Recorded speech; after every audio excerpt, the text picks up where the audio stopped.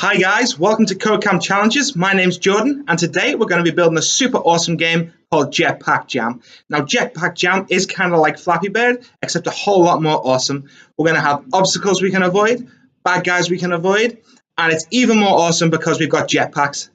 So let's get ourselves logged in and get this show on the road. So to get to CodeCamp World, open up your internet browser and type in the URL codecampworld.com. Hit that enter key. And you're greeted with our login page. Now your login details, you should have got accounts. Usually it's your first name followed by a number, and your password is usually a fruit or an animal followed by a number as well. If you can't remember your password, don't worry. You can get your parents to shoot us an email and we'll get you one sent out straight away. So once you're on the login page, click on the log on now button and type in your username and password. Mine's already in there, so I'm just going to click sign in. Once you've signed in, we have our CodeCamp dashboard, and this is where we keep all of our games. So the first thing we need to do is create our new game. So click on the new game button, and then you have to name your game. Now you can call your name whatever you like. Do remember we have the Need a Suggestion link that you can click, and you'll get a pretty funny name. We have Friendly Tomato Journey, Mighty Emu Voyage, Lovely Donkey Championship. I'm just going to call mine Jetpack Jam because I'm a little bit boring. But again, you guys can call yours whatever you like. We're going to leave the code mode and the grid size the same and just click on the save button. Once you've done that, we're in CodeCamp World. We've created our game called Jetpack Jam or whatever you guys have called it. And now we can get started. So the first thing I'm going to do is create a scene. So click on scene and that big plus button in the corner. And again, we need to come up with a creative name for our scene, our first level. I'm going to call mine level 1, again, because I'm boring, but you guys can call yours whatever you like, okay? Now, cells across, we want a big long game because it's Flappy Bird, so our character needs to bounce across the screen. I'm going to make mine 120, nice long level, and my cells down, I'm going to make that 25. Hit that save button to create our scene. So now that we've got our scene created, it's a little bit boring, it's a little bit bland, it's just a blank white screen. Let's change that up, let's get some funky colors on there. Click on the background color changer, just here, and select the color you like. I'm going to go with a nice bluey color, and then you click to select your shade. I'm going to go a little bit lighter than that. Awesome, we now have our color. The next thing we need to do is get some tiles in there, make our level look super awesome. So head over to the tile section and we have our big plus button again. This is just going to add a tile set. Click on that plus and scroll down till you find the tile set you like. I'm going to go with plains. Plains is my favorite, but again, you guys can pick whatever you like.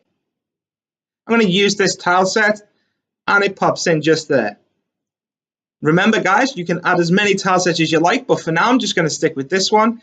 And now you can put your own blocks on your level and design it however you like. Now I've already created the level, so I'm going to show you guys that, but I'm going to give you guys some time to create your own levels. So just pause the video, don't worry, I'll still be here when you get back and we can carry on with our game.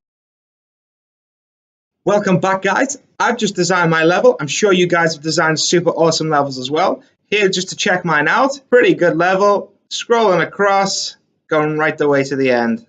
Pretty awesome, huh? Sweet. Now that we've got our first level created, we need to create our actor, okay? Our jetpack hero. So click on the actor and click on that plus button again. Now we've got to name our actor. Again, guys, you can call yours whatever you like. I'm going to call mine Jetpack Hero because my guy is a superhero. Click the save button. And we're taken to our animation screen. We need to click here to add an animation to make our character look super awesome. So click here to add one. And we get all of our sprite sheets. Again, guys, your game, make it whatever you like. I'm going to go for a jetpack kind of person. So jetpack, type in jetpack into my search. And we've got a bunch of jetpack sprites. Some of these are pretty awesome. Some of them have sparkly things and some fire coming out the back. I'm going to go with Jetpack Girl 5, just because she's got some super awesome sparkles coming out of her jetpack. Click on that to select and use this sprite sheet. Now the first thing we've got to do is select our frames. So just click on the frames you like. Now remember guys, if you need to remove a frame that you don't want, you just hold the shift key and click. But I want them all, so I'm going to click on them all. The next thing we need to do is fix our collision rectangle. See, it's kind of big at the moment. We need to make that as small as possible to our player, to our Jetpack hero. Nice and tight. If it fits, it sits. And then we are done. Now, there's no point in having this character unless we're actually going to put them in our game. So head over to your first scene again. Scene, level 1. And head over to the Actors tab just over here. We need to drag our Jetpack hero on. So just click and drag, and our character will appear on the scene. If we launch our game now, not much will happen. Our character will just float there as if the jetpack is keeping her up. So head back into CodeCamp World and let's get some code on this character. Head over to Actors, Jetpack Hero, or whatever you guys have called it, and click on the Code tab. We're going to do some code. Now we need to add a function. So just click here to add a function. Name that function. What we want to do is make our character move. We want to make our character move horizontally across the x-axis, just like this. So let's call it move. Let's name our function move. Type. Let's make this when this actor is updated. I'm going to click the add button. And now we have our code deck. So the first thing we want to do is just make our character move. So if we click on the actor and scroll down to simple movement and grab a set X speed, drag that set X speed in and give it a nice positive number. I'm going to go with 200 to make my character move horizontally across that X axis. Just going to launch the game. And you can see our character moves. Boomf. And he did a little somersault at the end there. But we've got a few problems. Our first problem is our character flies off the screen and we can't see them. That's really bad for the game because we won't be able to play it. So we need to fix that first. Also, our character just flew straight into a block. So we need to fix that too. So if we click on the add function, I'm going to name this one setup.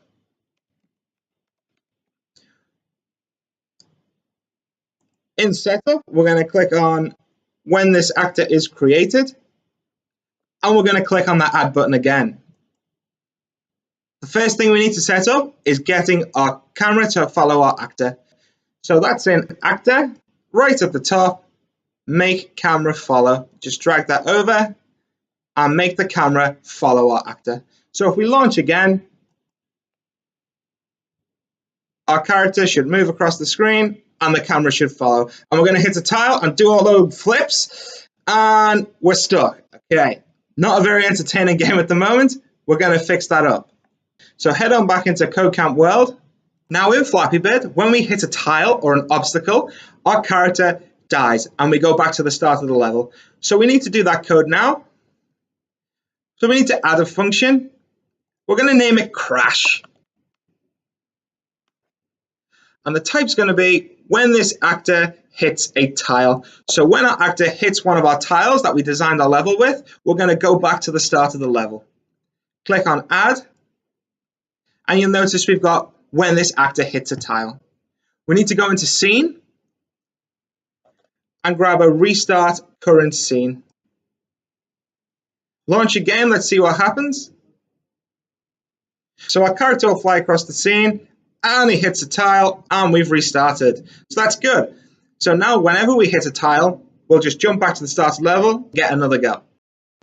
Now that we have our crash code, we need to make our player fall to the ground, and we're going to do that by adding gravity. So if we head back over into our setup function, and we're going to set the scene gravity. So head over to scene, set scene gravity, drag that block in. Now we want to set our X coordinate to 0 and our Y to 850. That's the most like Earth gravity, so it'll really work well with our awesome jetpack. Test your game. You should now fall to the floor once you click launch. And there we go. Once we press launch, our character is falling to the floor and our game's resetting because they are hitting a tile. That's exactly what we want. Now we need to make this game a bit more fair on our player and make sure that her jetpack actually works.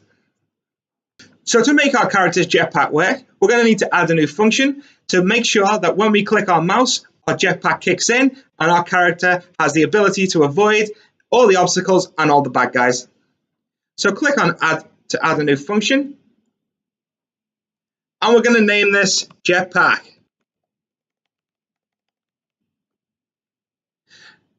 Now our type is going to be when this is updated because we want the computer to always be checking if the user is clicking on the mouse.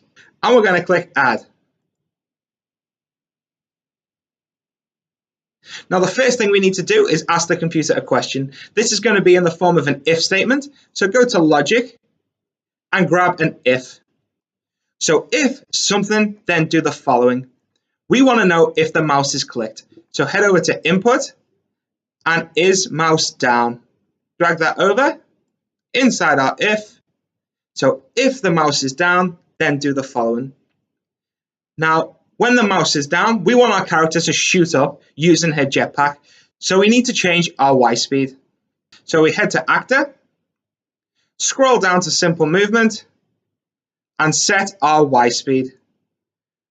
Drag that over inside our if. And this is going to be a negative number because we're moving up the screen. I'm going to go with negative 250. Just type that in.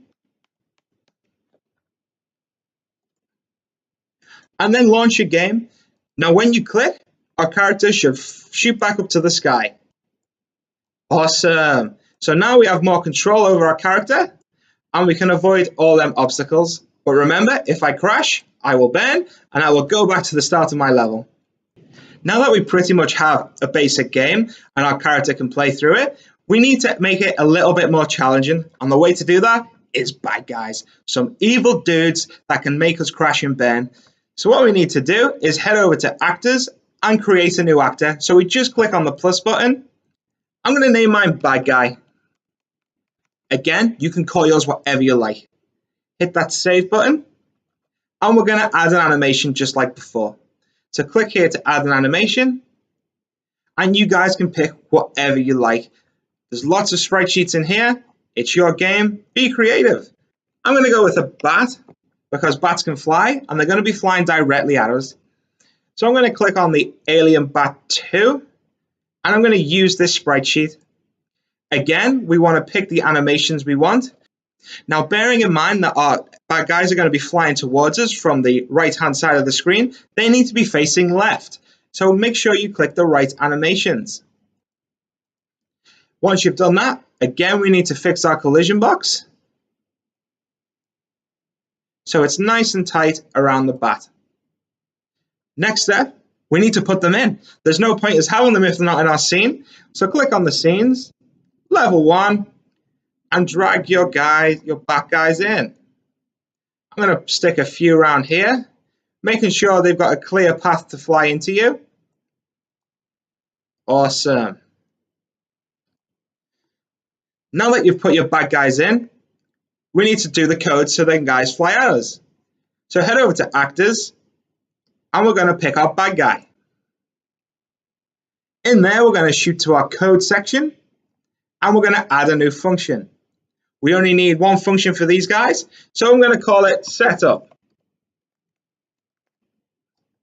And our type is going to be when this actor is created. So this means as soon as our actor is created, we're going to run this code.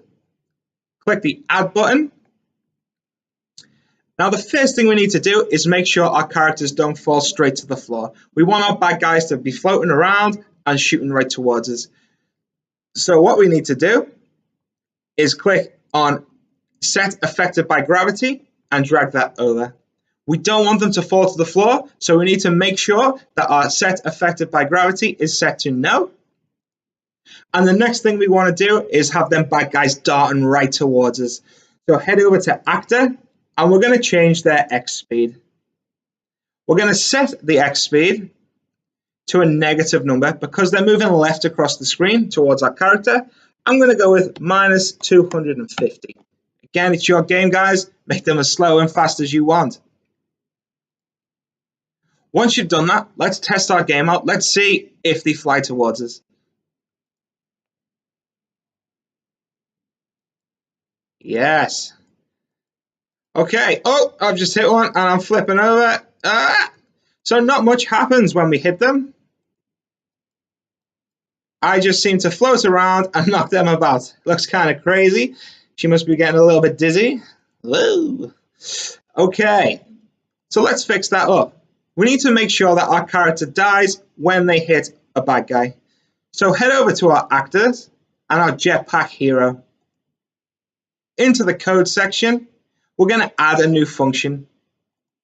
Click the big plus button and we're going to name this hit bad guy. And we want this to be when this actor hits another actor, because both of our players and both of our characters are actors. So when they hit each other, we want something to happen. So when this actor hits another actor, then click that add button. Now this is a new bit at the top. When this actor hits A, we need to make sure that this is set to the right actor, not our jetpack hero, because our jetpack hero can't hit themselves. It has to be the bad guy. So click on bad guy, and we have set that so when this actor hits a bad guy, we need something to happen. Now what we want to happen, we want to make our character hit the bad guy and then go back to the start of the scene. So if you just head to scene and go to restart current scene, drag that over, test your game. Let's see what happens when we hit a bad guy. So this is the only time we're really going to be aiming for our bad guys. And let's see, we hit them and we go back to the start of our level. Fantastic, it works. Super awesome. So far we've made a pretty awesome game. We've got bad guys that we can avoid. We've got tiles that we can avoid. And if we hit them, we go back to the start of the level. But what happens if you're so good at this game that you can just make it straight to the end of the level? Well, we need a new level, okay? So head over to scenes, click on that plus button, and call it level 2 or whatever you like. Again, cells across needs to be pretty long, 120 for me, and 25 for the cells down. Click that save button. Again, we need to design our scene. So I'm going to pick a quick background color, and I'm going to pick some tiles. And you guys can create your own scene. Now, I'm not going to do it on here, but you guys can do it at home. Design your own crazy level, making sure that we put in our actor and our bad guys. Now that you've built your awesome level, it's time to build the code that makes our character go to that next level. And it's pretty easy to do. We just need to head back to actors and into our jetpack hero. In the code section, we need to make a new function. And we want this to be called next level, because this is the code that's going to take us there. Under our type, we want this to be when this actor is updated. Click the add button, and we need to put in the code. Now, what we need to do is use some of the computer's knowledge, okay? Use some of what it knows to help us out get to the next level. So we need to first ask it a question. We need to ask if our character has reached the end of the level. So we need an if statement. In logic, grab over an if. If something, then do the following. We need a greater than. So scroll down into logic, scroll down under signs, and we've got an is greater than. Drag that in to the top of your if. If something is greater than something, do the following. We need to find out our character's X position. Our X position is on the horizontal axis. Click on actor, scroll down to position. We're going to get position. Drag it in. If X of this is greater than something, then do the following. We need to find out what the width of the screen is. Again, the computer knows this for us. So head over to scene and grab a get scene width and put that in the second box. So if our X position is greater than the scene width, we need to do something. Now, luckily, we're already in scene, and it's go to next scene. Drag that in.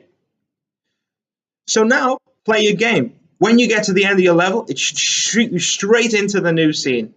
You're level 2. You've got to be pretty good to make sure you get to the end, making sure you avoid all them bad guys. Yes. Woo! Oh, almost there. So close, so close. Oh, I think I've cleared all the bad guys. Yes. Straight flow to victory. Almost there. And level 2. Yes. Your level 2 will look so much more awesome than mine, but now you guys have the knowledge to build whatever levels you like and as many as you like. And we've reached the end. Well done, guys. You built a super awesome game. I hope you enjoyed yourselves. Carry on building them levels. Carry on coding your games at home. And we'll see you next time.